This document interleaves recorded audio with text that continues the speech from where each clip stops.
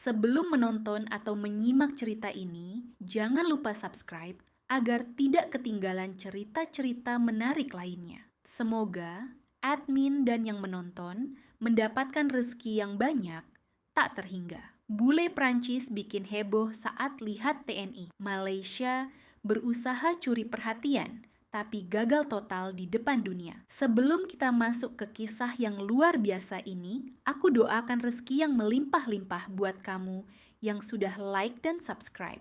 Dan tulis di kolom komentar dari mana asalmu, supaya jadi ajang silaturahmi. Yuk, kita mulai ceritanya. Pagi itu, udara Paris belum panas, tapi sorot kamera sudah menyala seperti kilatan petir di jalanan Champs-Élysées.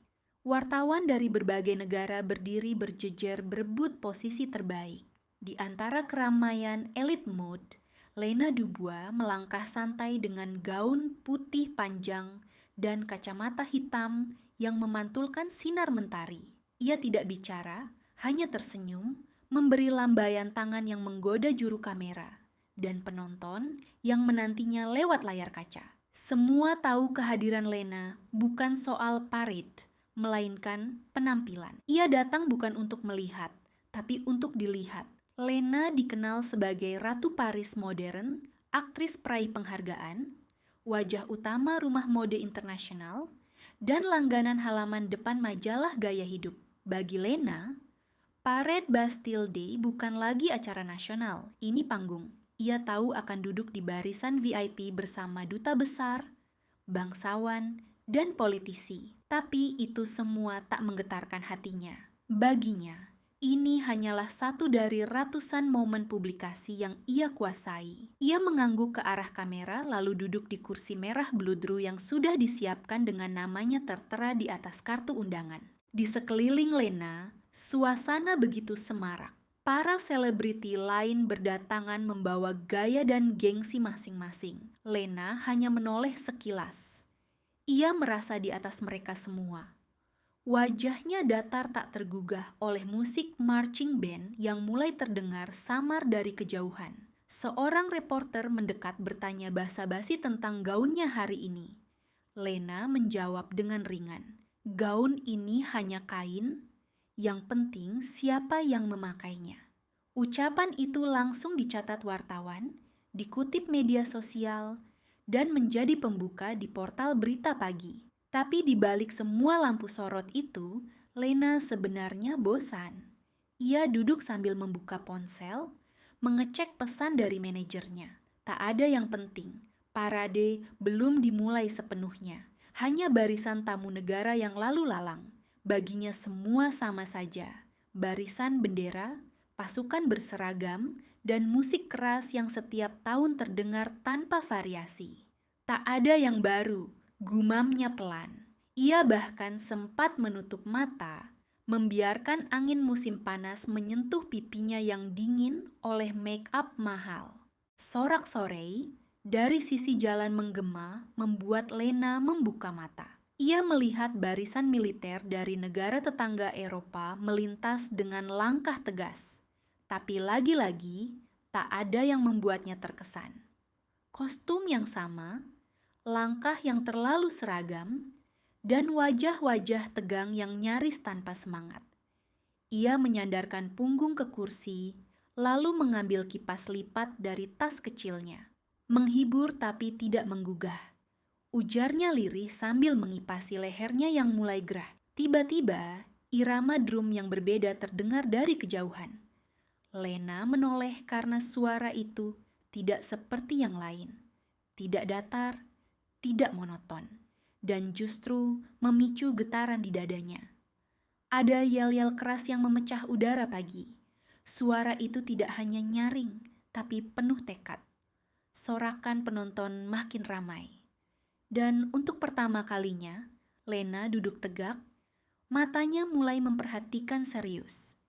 Irama langkah kaki ribuan orang terdengar serempak mengguncang jalanan dengan kekuatan yang sulit dijelaskan. Sorot kamera mengarah ke ujung jalan. Lena melihat formasi barisan rapi dengan warna seragam yang tak biasa. Mereka bukan kulit putih, bukan juga bagian dari negara-negara yang biasa memimpin panggung ini. Tapi, ada yang luar biasa dari cara mereka melangkah. Tegas, mantap, disiplin, dan mereka meneriakan kalimat yang belum pernah Lena dengar di parade sebelumnya. Yel-yel itu menembus telinga dan langsung menusuk ke dalam hatinya. Lupa dengan kamera, lupa dengan para fans. Fokusnya hanya satu, pasukan yang sedang mendekat. Lena berdiri perlahan. Ia tidak sadar tubuhnya bergerak sendiri. Langkahnya kecil, tapi pasti ia berdiri di tengah barisan selebriti lain yang masih sibuk berselfie. Wajahnya berubah, tidak ada senyum dibuat-buat. Tidak ada gaya yang dipaksakan, yang ada hanyalah tatapan kosong yang perlahan berubah menjadi sorot mata yang penuh rasa hormat. Ia belum tahu dari mana pasukan ini berasal, tapi ia tahu ini bukan barisan biasa. Ini bukan tontonan, ini adalah sesuatu yang menggerakkan nurani. Ketika pasukan itu semakin dekat, Lena bisa membaca tulisan di dada seragam mereka. TNI Indonesia. Lena tersentak. Kenangan berhamburan lalu berkelebat di benaknya, seperti potongan film tua yang diputar cepat. Ia masih berdiri terpaku, kacamatanya diturunkan perlahan. Mata birunya menatap langsung pada pasukan yang kini hanya beberapa meter di depannya. Seseorang dari barisan itu menoleh sekilas. Wajah yang tak asing baginya. Lena tidak bisa bicara. Ia hanya menelan ludah dan menguatkan diri agar tidak menangis di depan umum. Sorot kamera yang semula sibuk pada panggung selebriti kini mulai berpindah ke arah Lena. Mereka heran kenapa wanita yang biasanya jadi pusat perhatian kini berdiri diam penuh takjub dan nyaris menangis. Mereka mulai mengarahkan lensa ke barisan pasukan yang menyebabkan momen ini. Wartawan bertanya-tanya, siapa mereka? Dari mana asal mereka dan kenapa selebriti paling dingin di Paris bisa berubah hanya dalam beberapa menit? Tapi Lena tahu, ia mengenali pasukan ini bukan dari berita, tapi dari masa lalu yang nyaris ia kubur. Lena akhirnya kembali duduk. Meski pikirannya belum tenang, matanya masih melirik ke arah pasukan yang telah berlalu. Tapi setelah itu, barisan kembali seperti biasa. Negara-negara besar datang dengan kendaraan lapis baja, bendera besar, dan formasi lengkap. Namun, semuanya terasa hampa bagi Lena. Ia tidak merasakan energi seperti tadi. Langkah mereka memang kuat, tapi tidak menyentuh hati. Lena menyadari satu hal yang jarang ia rasakan. Bosan di tengah keramaian yang mewah. Suara musik dari marching band negara lain menggema. Bendera dikibarkan tinggi, tapi Lena tak lagi menaruh minat. Detik-detik saat pasukan Indonesia lewat telah memberi dampak besar. Sekarang semuanya terasa seperti pengulangan. Ia mengambil air mineral dari tas asistennya dan meneguk pelan. Pandangannya menerawang, pikirannya kembali ke sosok-sosok berseragam hijau gelap yang langkahnya begitu mantap.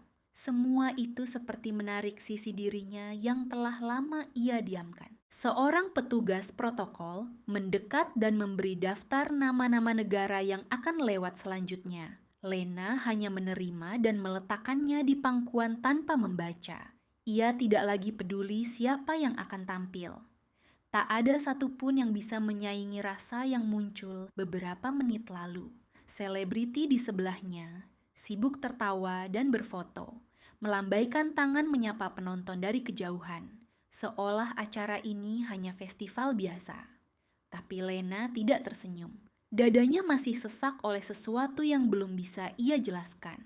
Ia mulai berpikir, kenapa barisan Indonesia bisa begitu menggugah, padahal ia pernah melihat parade militer Rusia, Amerika, bahkan Cina. Semua besar dan megah. Tapi tak satu pun bisa membuatnya berdiri tanpa sadar. Seperti tadi ada kekuatan dalam kesederhanaan pasukan itu. Mereka tidak membawa senjata canggih atau kendaraan perang besar.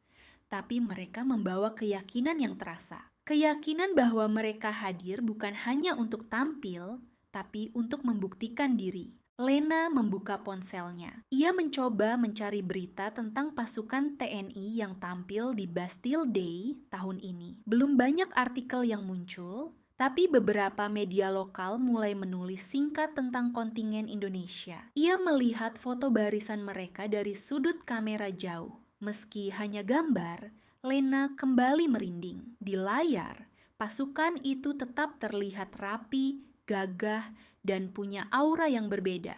Ia mendekatkan layar ke wajahnya. Dadanya berdebar, tangannya sedikit gemetar. Salah satu selebriti laki-laki di sebelah Lena menyenggolnya. "Lena, kamu kenapa? Biasanya kamu paling semangat acara begini." Lena hanya menggeleng pelan. "Tidak tahu," jawabnya jujur. Ia bingung dengan dirinya sendiri. Ia sudah menghadiri puluhan perayaan nasional dan militer, tapi tidak pernah merasa begini. Ia mulai menyesali sikap dinginnya selama ini. Mungkin ada sesuatu yang selama ini luput dari pandangannya. Pikiran Lena kembali ke satu momen di masa lalu, tahun-tahun yang sudah hampir ia lupakan. Saat itu, ia masih muda dan baru mengenal dunia dokumenter. Ia pergi ke Kalimantan untuk syuting tentang hutan hujan tropis. Tapi badai datang tiba-tiba dan timnya terjebak. Tak ada bantuan yang datang kecuali dari satu tim tentara lokal yang datang dengan truk dan membawa mereka ke tempat aman. Lena ingat betul, wajah salah satu dari mereka tenang, sopan, dan sangat menghormati orang asing seperti dirinya. Yel-yel mereka membelah keheningan yang menyelimuti kerumunan. Suaranya nyaring, mantap tapi tak kasar. Maju tak gentar membela yang benar. Lena tercengang merasakan kalimat itu menyusup langsung ke dalam dadanya. Ia belum pernah mendengar pekikan seperti itu di parade manapun. Biasanya, teriakan militer penuh ancaman, tapi kali ini berbeda. Kalimat itu seperti sumpah suci, seperti bisikan yang menyadarkan hati. Lena menggenggam tangan di dadanya. Pasukan itu tidak membawa tang, tidak mengusung senjata berat, tapi mereka membawa sesuatu yang jauh lebih menonjol. Disiplin, kehormatan, dan keberanian yang tidak dibuat-buat. Setiap langkah, mereka bukan hanya gerakan kaki, tapi pernyataan. Dunia yang menonton tahu, ini bukan pasukan yang diundang karena basa-basi politik, mereka hadir karena layak.